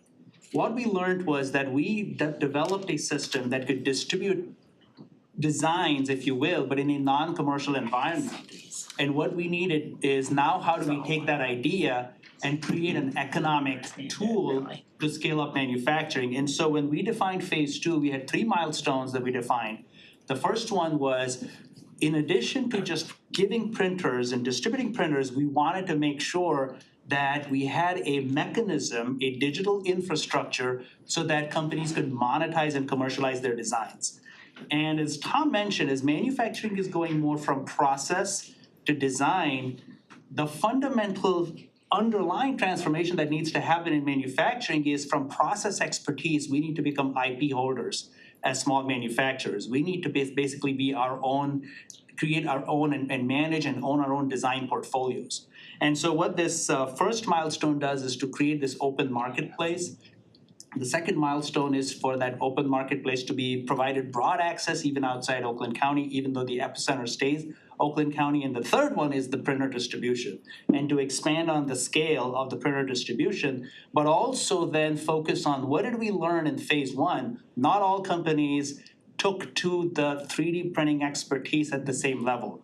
And the experience was a little bit of a bell curve. We had about 10%, 15% that just took the printer, figured out what they wanted to do. We had this majority in the middle that were still kind of sort of figuring their way out. And then the others were like, I just need help. I don't understand this additive thing. You gotta help me. And so that was essentially what milestone number 3 was, not just a printer distribution, but also an empowerment program. So That's what I need. in addition to that, so for milestone 3, we start with milestone 3 because that was essentially the printer distribution. One of the initiatives we developed is what we're calling the digital transformation. The milestone 3 actually is about expanding the printers that we have. So we are now, if you remember, in our previous report, we had partnered with Markforged, who is essentially a software business that makes printers. We are now expanding to 2 other additional types of printers so that we can have a greater sort of distribution of materials, a greater spectrum of materials, if you will. But in addition to that, what we're talking about is what we're developing is the digital transformation program. And the digital transformation program is picking up on those lessons that we learned in Phase 1, where if companies didn't understand additive, they didn't actually put their printer to use. And we kind of define these into 4 steps. The first is understanding additive just as a technology. That's a little bit of a leap. The second thing is, now that you understand additive, how does product conception differ from what we're calling from traditional formative and subtractive manufacturing to the additive space? And that's what in the industrial kind of jargon for that is DFAM, Design for Additive Manufacturing. And if you poll any manufacturer today, that's basically what they'll say is the biggest blind spot and the biggest bottleneck. Companies don't understand how to design for additive manufacturing. Once those 2 foundational skills are in place, now what we'll teach companies is to understanding how to identify opportunities. Inside, outside, partners, vendors. How do I do a 360 view across my organization and look at where are the low-hanging fruit and where are the strategic arcs that I can map with my organization? And then finally, once I have these 3 skills, I gotta be able to build a business. The foundational workflows of additive are substantially different from process-driven, formative, and subtractive. So how do I build a business that essentially scales with my design portfolio so that I don't go back to these old habits, if you will, or old ways of doing business? For our digital transformation program, we've identified two sort of categories of partners. We have the academics on one side, and we are working with an organization called Print City. They're in Manchester, UK. They've actually been pioneers in developing an additive curriculum, and we said instead of building something that, reinventing something, let's figure out and But again, what we're gonna be doing is we're gonna make we're identifying means so that we can actually rebrand this for our own use so we can scale it up. And we'll put our own kind of, spin on it and our own, thought leadership on it as well. And then we're working with MMTC, the Michigan Manufacturing Technology Center, that's going to help us with actually doing the teaching of this curriculum. And on the commercial side, we have companies such as Hexagon, they're a design, they're a scanning firm. We have Stratasys, they're another 3D printing firm, continuing to work with Markforged, EOS, another company that produces 3D printing equipment. We've also identified a company in the local area in Auburn Hills that actually will help us with hosting some of this equipment so that we can actually create like a community center that companies can go to, because this can't just be a digital play. There has to be some hands-on piece as well. And then organizations like 3Year Mind that produce software to scale up additive thinking. Just quick timeline, we're spent a ton of time and still continuing to spend a lot of time in the planning, in the design, et cetera. We will start kicking off our first cohort sometime early next year with the objective that by the middle of 2026, we'll have essentially finished a complete experience. Now, it's important that what we're defining over here is what we're talking about as the classroom experience. This is a 12-week program that every organization is going to go through. And at the end of it, if you think of it, we might have something like a capstone where they will identify a project in their own organization to commercialize. And this is going to be accompanied by a digital offering, which is going to be much more scalable. So there's this concept of come into the classroom, go through this, but as we scale this up to other companies that might need some of this, the access to the program, they will also have the ability to do this online. And the program again is designed for scale because as you had asked her in one of the earlier presentations, sustainability is one of those things that we have to keep thinking about. We want to make sure that not only is this something that solves a problem in the short term, but Project Diamond as a community is self-sustaining. And so this is one of those things that were built in is to make the program scalable. This is a really important learning from phase 1 to phase 2 as well. There are some manufacturers who get it themselves, right? You pass them out the fishing pole, they know how to cast it, they know how to bait the hook and the whole 9 yards. But there are others that we found out, what is that? What do I do? How do I do it? And so this is the difference between phase 1 and phase 2. Right. So Thanks for that. The other initiative that we have is something we're calling the Digital Transformation Center. So the Digital Transformation Program is education. The Transformation Center is actually a community organization that we're going to be building.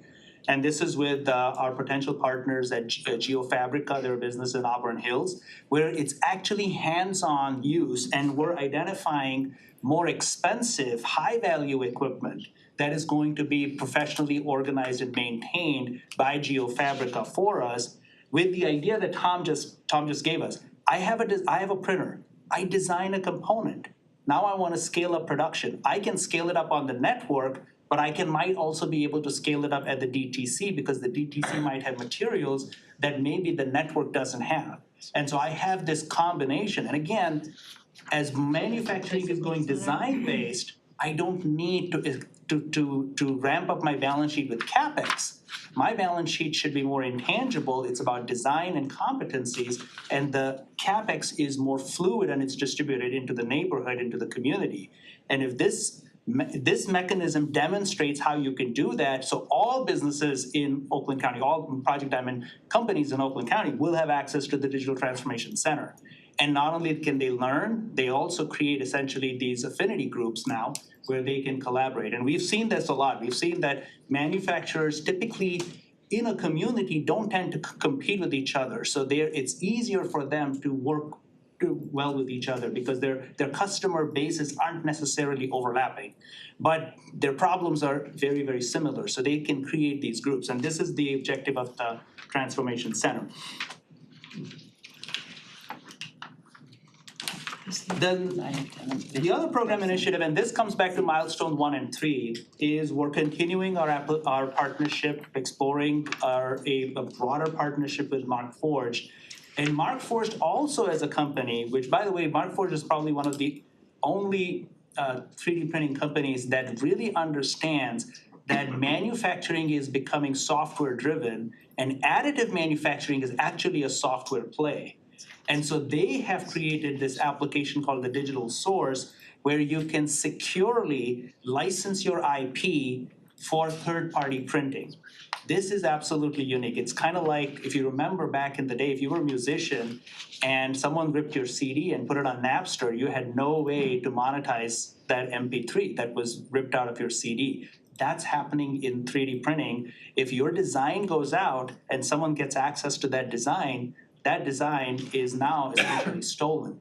And so the objective of this marketplace is for companies to securely license their IP so that they can actually monetize their designs. And we are doing this with what we're calling smart recipes, and Markforged is helping us build that infrastructure with the idea that this also leads to a little bit of that sustainability. And our objective is businesses need to be able to work directly with each other with no intermediation. And some of the solutions that we're seeing commercially are based on intermediation. And the problem with that is that actually is very, very harmful to manufacturers because they can get commoditized. Our objective is manufacturers should never get commoditized. They should always be in charge of their own destiny.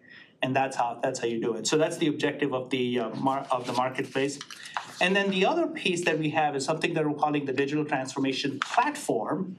And this is the foundational software that we're building that makes everything sticky.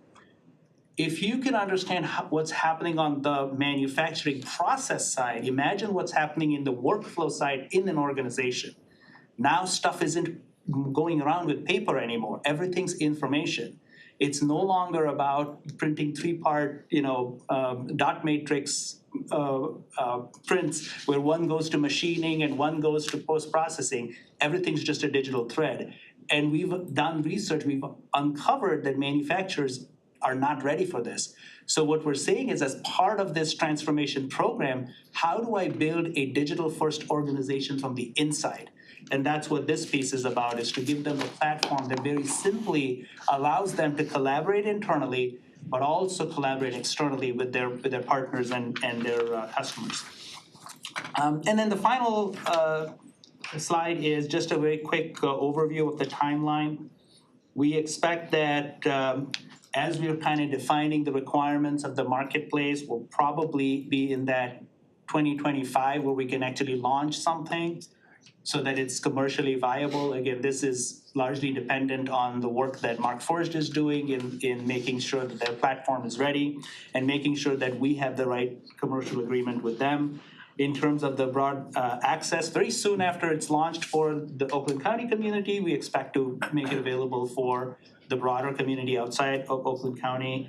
And then in terms of the equipment, sometime early 2024, first or second quarter of 2024, as our program is developed, we'll start bringing in cohorts. And the idea is, by making this cohort-based, once we have 1 or 2 cohorts under our wing, we can iterate and make sure that we're actually doing this the right way, which will then help us also define the digital piece of the solution.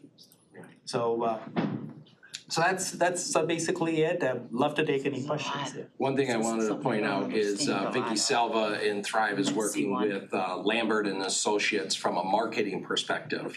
What we have identified is this is the biggest, Oakland County is the largest 3D printing network in the country.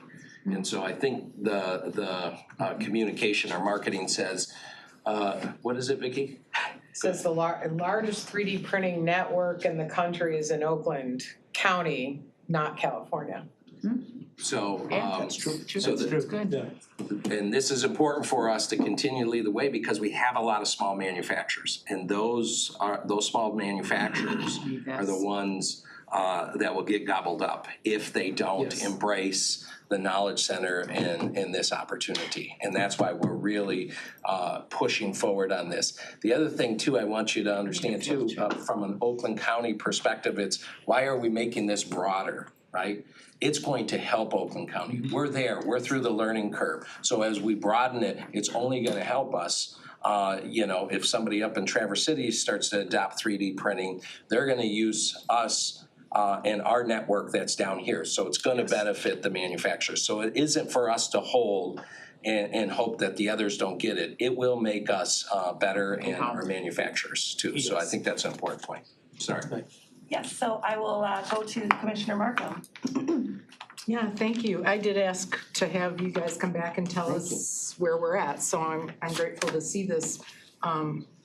It's a lot to take in, and by trade, I am a manufacturing process engineer.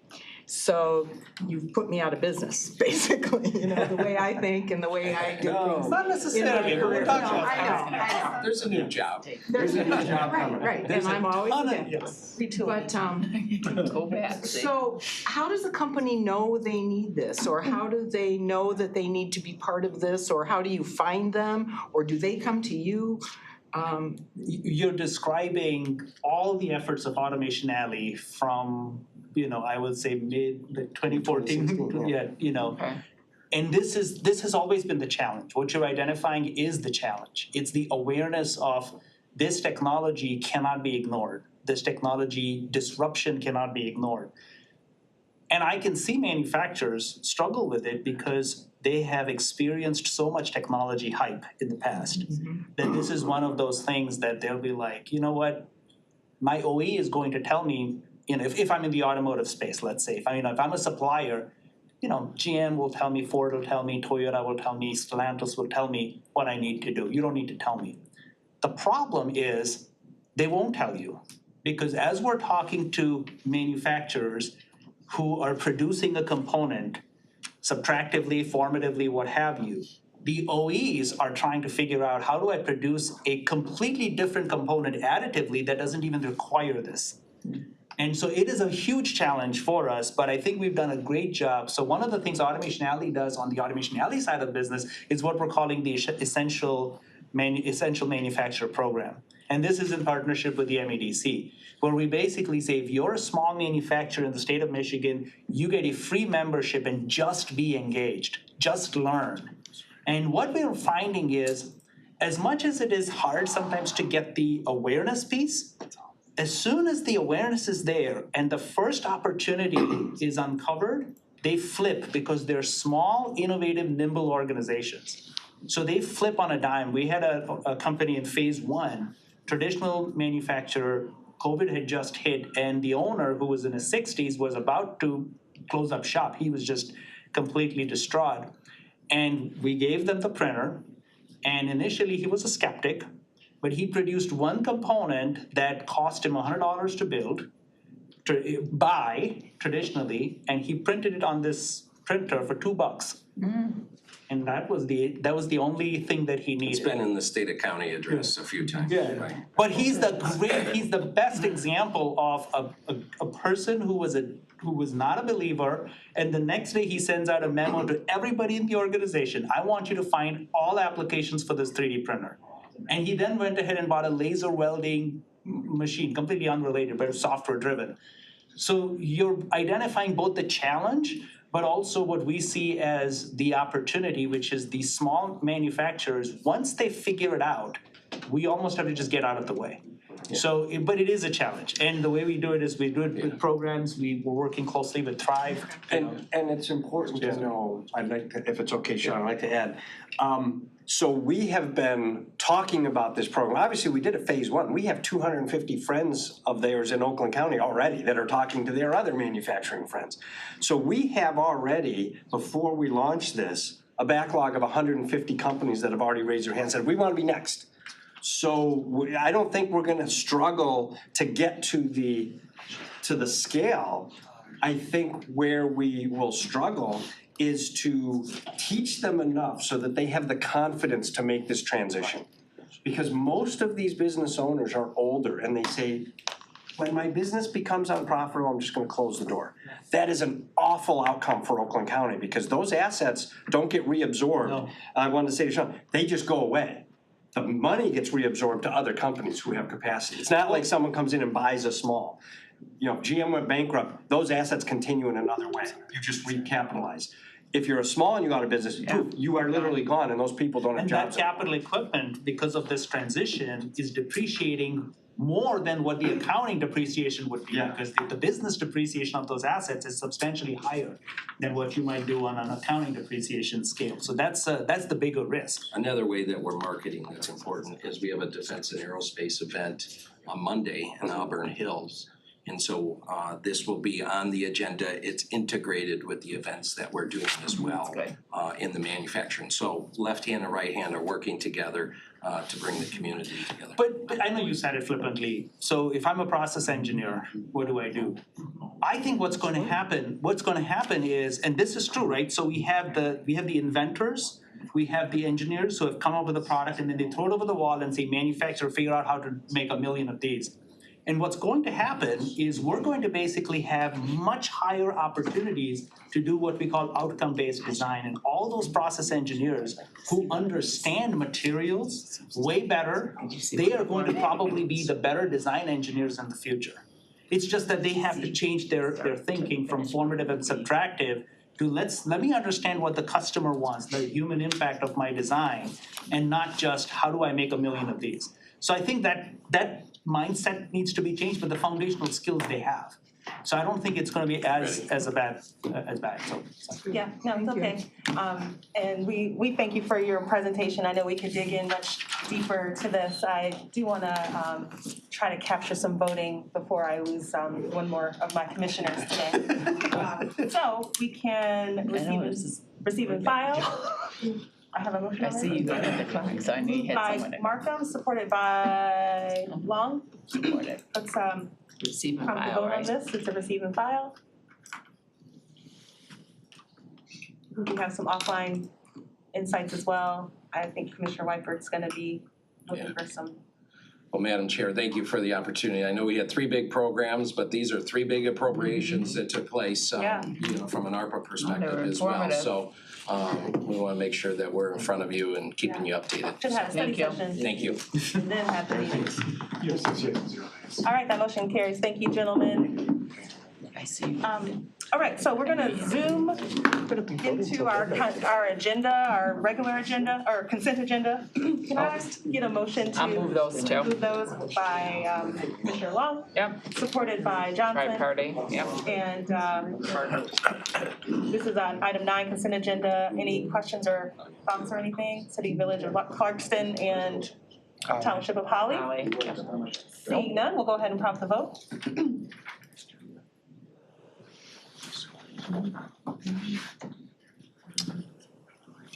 Okay, that was fast. Now we're CP. Eli, you wanna start to make your way to the front of the room there? You guys, 6 yeas to 0. Thank you. The consent agenda passed unanimously. I would like to combine, A and B. If no objections to that, we'll vote once, but the report can be simultaneous. I'll move regular items A and B together. Thank you.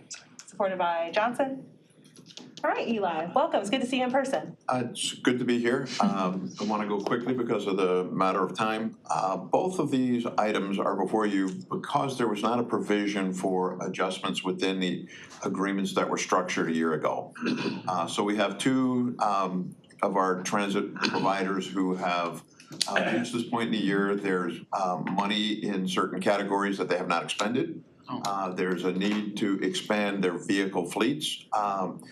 Because the demand has been increasing so rapidly, and they've requested from us the authorization to reallocate funding. There's no additional funds being asked. It's merely a no-cost amendment to make the adjustments as described in your report. And combined with the 2 items, it will result in a baker's dozen of new vehicles, including 1 additional snowplow so that the other service vehicles can get out on a snowy morning. If there are any questions, I'd be happy to respond to those. Thank you. I don't see any. Just reallocating. Commissioner This West? came through the transportation committee and we approved it. Awesome, I love the checks and balances. Okay, with that, we will prompt the vote for A and Time, B. and then we didn't ask anything. Item 10? Are we doing A and B? Okay. Yes. We need to do better about rearranging. Agenda. I sat here for. I know, I We know, have 6 yeas and 0 nays. Thank you, Eli. I know. I feel bad too. That motion You've been here carries. too. Thank you, Eli. Enjoy the rest of your day. Been here. Thank you. Thank you. Next, we have item 10C, Planning and Local Business Development Approval of the Memorandum of Understanding between the County of Oakland and Charbon Corporation USA. Take a motion to recommend that to the board. Moved by Johnson, supported by Markham. And Chris, welcome. Thank you very much. Yeah, Charbon Corporation is a company out just outside of Montreal, Quebec. So in our discussions, the Oakland County Mobility Advisory Council with Stellantis, Denzos, the Road Commission for Oakland County, SMART, in MDOT, Michigan Department of Transportation, a year ago, some hydrogen discussion developed. And over the past year, I've been spending quite a bit of time exploring this and seeing how we can help the hydrogen as these heavy trucks and buses move away from battery electric, away from diesel and possibly into battery electric, but hydrogen makes much more sense. These companies feel to be powered by hydrogen. They can be a hydrogen fuel cell or a hydrogen internal combustion engine. So we did a lot of outreach. We identified a company that was interested in exploring opportunity in Oakland County. This would be their first foray into the United States. And so reason of that is we were asking for a memo of understanding because it's kind of a big deal for them. And also basically at the county level, I don't know that this has happened in the United States before. It's usually at the state level. The state of Michigan announced a $400 million project with a company out of Norway to do a very large electrolyzer. The electrolyzer initially in Oakland County would be about 2.5 megawatts. So it runs electricity through some water, separates into the basic components, take that hydrogen, compress it, and that can be used as a fuel in an engine. They're currently looking at 4 sites in Oakland County. So it'd be about roughly 2.5, these are all in Canadian dollars, I apologize since they're Canadian, for about $2.5 million for the initial electrolyzer, plus the land costs. And for a fueling station for heavy trucks and buses, might be $5 to perhaps $8 million in Canadian dollars. So it is a significant investment, but between outreach with General Motors hydrogen team that's located in Pontiac, Forvia, FEV, all these tier 1 automotive companies, they feel Oakland County is the place to be in the United States as their first foray. There's no dollars committed. We're not applying for grants. Our corporation council had some indemnities in there, so there's no dollar commitments from the county for this. Awesome. All right. I had one quick. Yes. I mean, if I'm on there first, I think maybe. You are. Okay, so I appreciate Chris, because when I did go try to look up this company and I couldn't find much. I did think it was French writing, so I was like, where is this company for? And then he explained that we're not giving funds, they're just locating, so I'm comfortable with it now. I just was doing a Google search, doing my homework, and so he answered all my questions before the meeting, so I appreciate that. And so thank you. Thank you.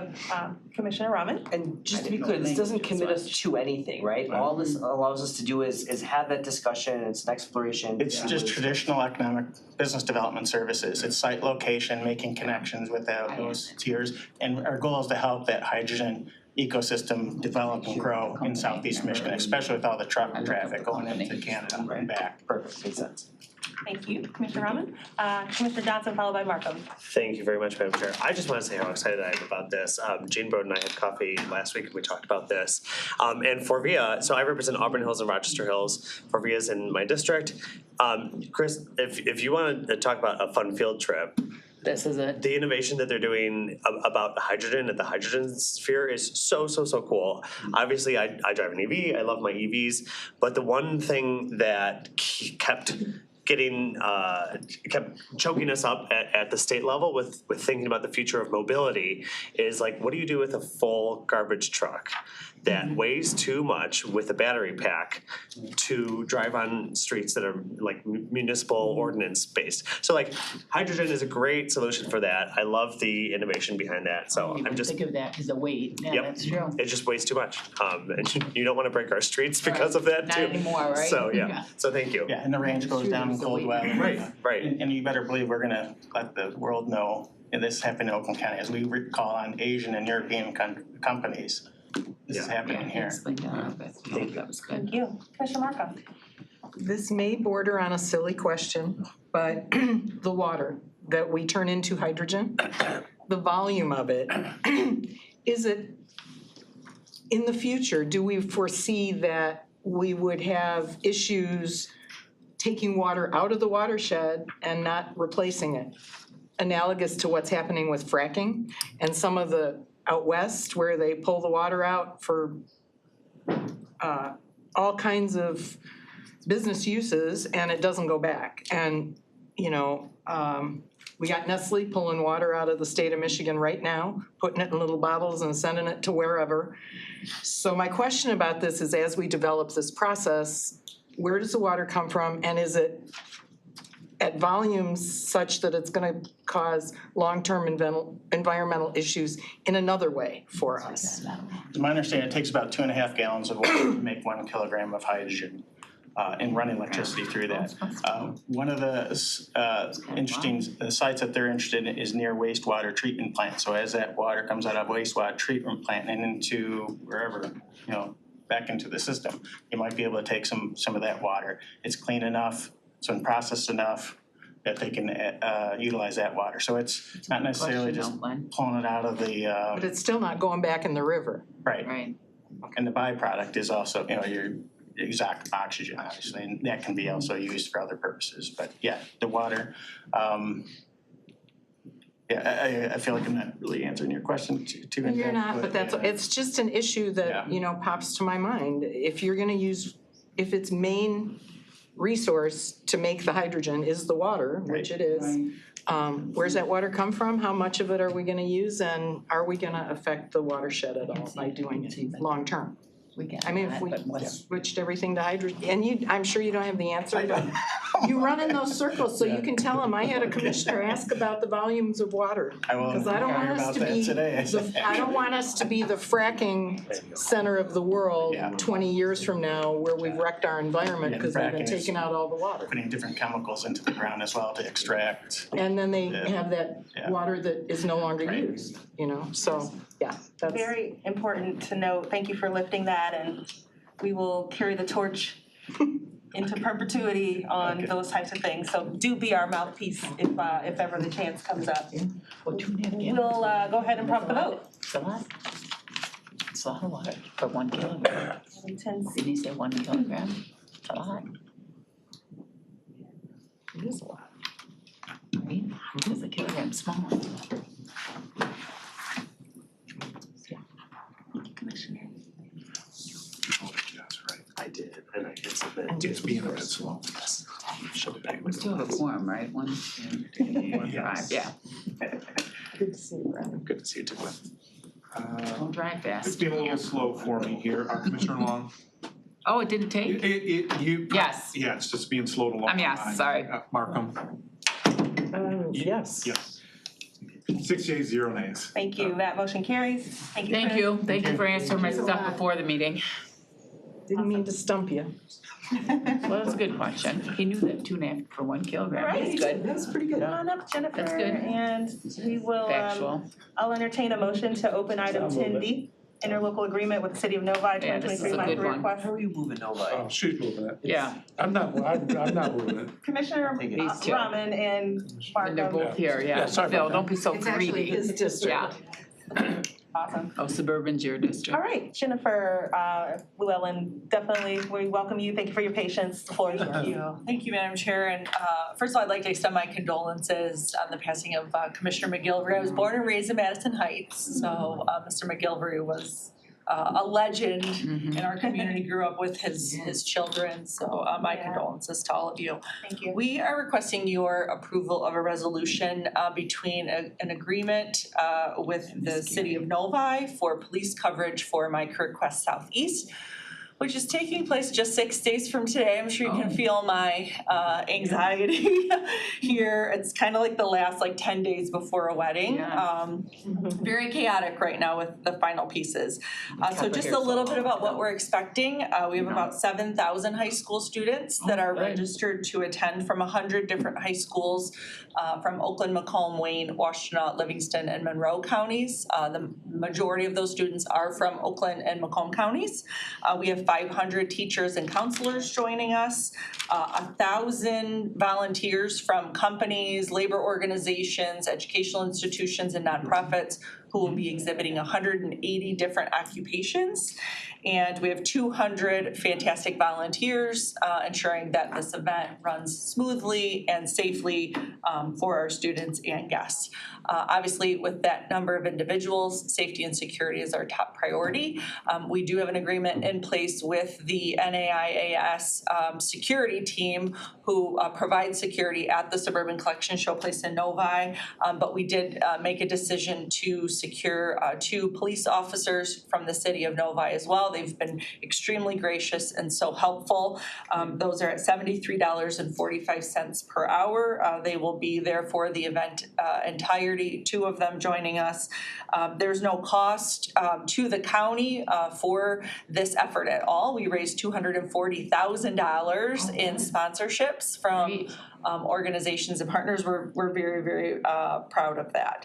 I know several of you have RSVP'd to join us as guests on Tuesday. We are hosting a VIP tour at 10 a.m. On Tuesday morning. If you can't join us for the tour, we'd still love you have you come stop by and see the event firsthand. It's one of those things where you have to see it in person to really understand how extraordinary it is. I do want to acknowledge the late nature of this request, and I apologize for that. It took significantly longer than what we had anticipated to secure the agreement, get through the indemnification negotiations on the language. So I appreciate your flexibility and willingness to take this at the midnight hour, but security is obviously our first priority. I wish that she waited all this time when she's got our big event in 6 days. Mr. Wyford, did you have something? No, I was. Oh, okay. Commissioner Rob. Sorry, I know I'm the question guy today, I apologize. Okay. So I'm fully in support of it. I think if, congratulations, I think this is an awesome, I'm looking forward to attending next week. So fully in support of all of it. I just want to make sure that I understand the logistics behind how and when we contract for private city services versus Oakland County Sheriff. Sometimes I feel like we just have security there magically. So I don't know if anyone else may know the answer to that, because I know there was another event in Novi at Suburban Showplace not too long ago where we had our Oakland County Sheriff's officers there. I don't remember if it was political or not, I can't remember. So it was a political event. So I just want to be clear on that and sort of make sure I understand the framework for how this. Sure. So we hosted this event in 2018 and 2019, and we had initially reached out to the sheriff's office at that point for coverage, and they encouraged us to utilize the city of Novi as it was their jurisdiction for this event. So we did secure them for 2018 and 2019, and then returned to that model for 2023. And it's our understanding it's required to come to the board as it's an interlocal agreement. So following, the guidance of the sheriff's office and following the county policy was how we ended up here. I can address the question about the sheriffs because I called and asked. So it was a political event. There were 8 Oakland County sheriffs that were there the whole time, and when I called the sheriff's office and said why and who pays for that, they said whenever a dignitary of that level, and they said the governor, the president, or Congress people, if we're asked to provide security, we do. And so at no cost, the sheriff's department provided 8 sheriff's cars for that event, which was in the end of August at Suburban, and that was the answer I got. Whereas this makes more sense to me. Sure. It is in Novi, Novi knows how to manage anything that happens around there, and I think it makes a lot of sense. So I didn't mean to interject without requesting. No. Perfect, thank you for clarifying, I appreciate it. Yeah, thank you. Is that all from the commissioners? No matter who. Awesome, well, let's go ahead and prompt the vote for the interlocal agreement. 2023 My Career Quest Southeast event, City of Novi.